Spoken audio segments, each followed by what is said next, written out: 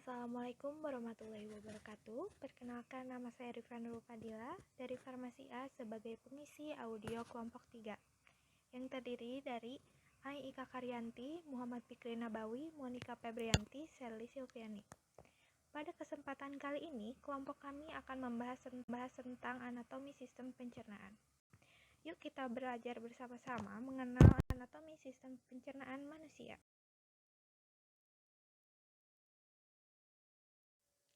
Sistem pencernaan. Apa sih sistem pencernaan itu? Sistem pencernaan merupakan sistem yang memproses atau mengubah makanan dan menyerap sari-sari makanan yang berupa nutrisi yang dibutuhkan oleh tubuh.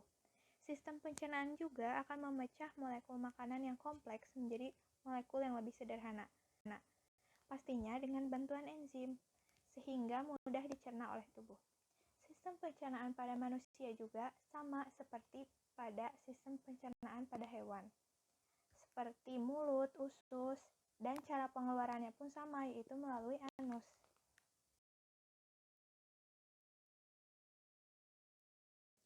Sistem pencernaan dibagi menjadi dua, secara mekanik dan secara kimia. Secara mekanik, proses mengubah makanan menjadi kecil dan lembut dilakukan oleh gigi. Proses ini juga bertujuan untuk membantu dan mempermudah proses pencernaan kimiawi. Secara kimiawi, proses pengubahan molekul-molekul zat makanan yang kompleks menjadi molekul yang lebih kecil atau sederhana, sehingga mudah dicerna. Hal ini dilakukan oleh enzim, asam, dan air. Proses ini juga dilakukan secara tidak sadar karena yang mengaturnya adalah enzim.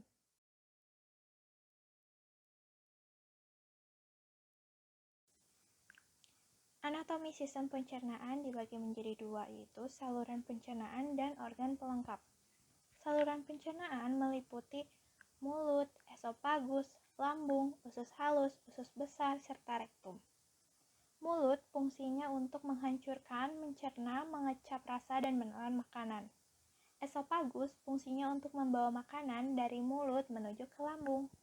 Lambung berfungsi untuk mencerna berbagai zat-zat makanan yang ada pada lambung dengan pencernaan kimiawi, tentunya menggunakan enzim pepsin, renin, lipase, dan asam lambung.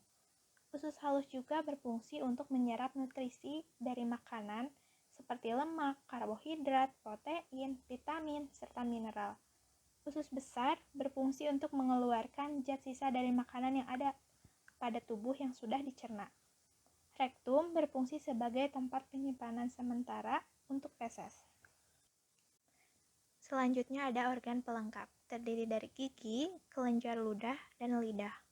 Gigi berfungsi untuk mengunyah makanan, serta membantu supaya kita bisa berbicara dengan jelas. Kelenjar ludah berfungsi sebagai pelumas mulut agar tidak kering, membantu proses menelan, melindungi gigi dari bakteri, dan membantu pencernaan makanan. Lidah fungsinya membantu mengecap dan menelan makanan.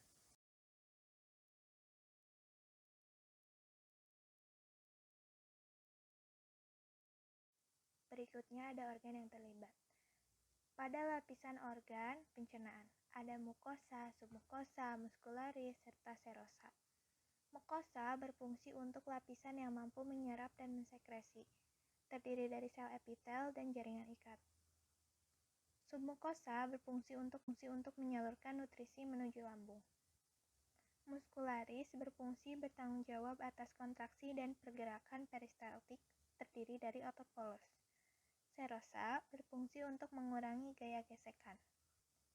Selanjutnya ada organ aksesoris. Yang pertama ada salivary. Salivary berfungsi untuk memproduksi air liur serta membasahi dan melarutkan makanan. Selanjutnya ada lidah, yaitu sebagai indera pengecap. Ada gigi yang fungsinya untuk mengunyah makanan yang masuk ke dalam mulut. Liver atau hati yang berfungsi untuk memproduksi cairan empedu.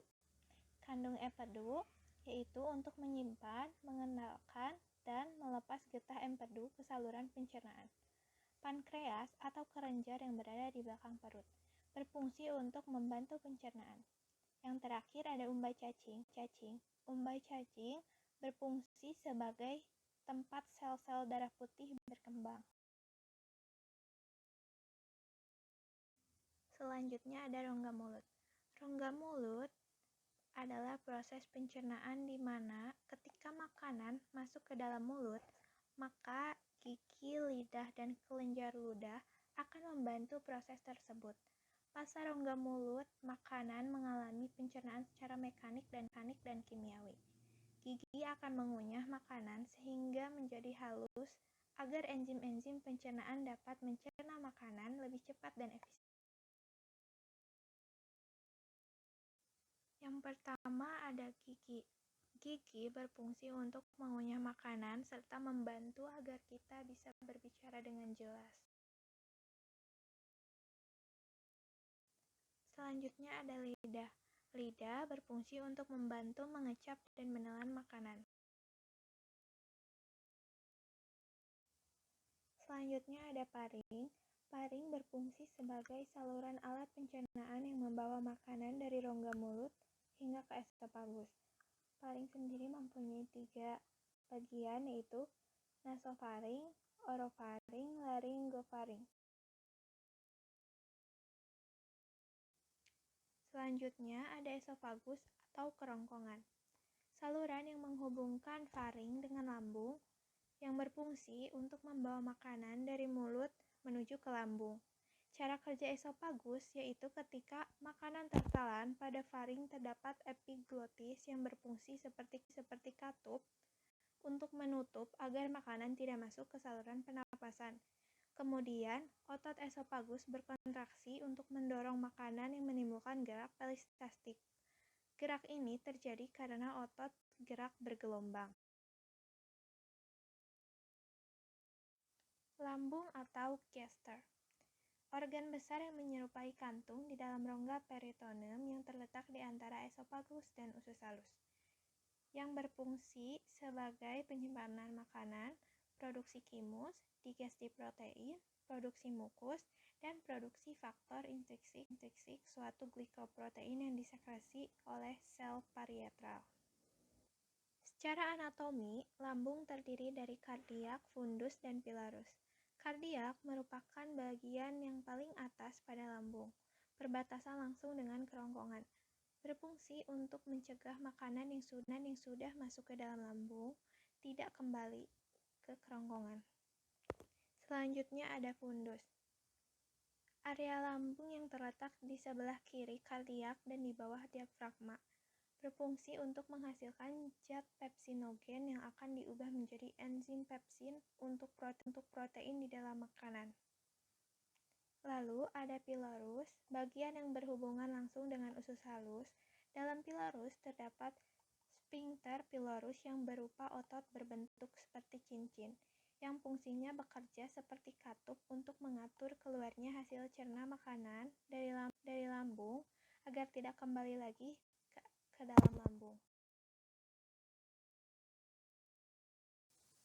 Usus halus. Usus halus merupakan organ utama tempat berlangsungnya absorpsi nutrisi.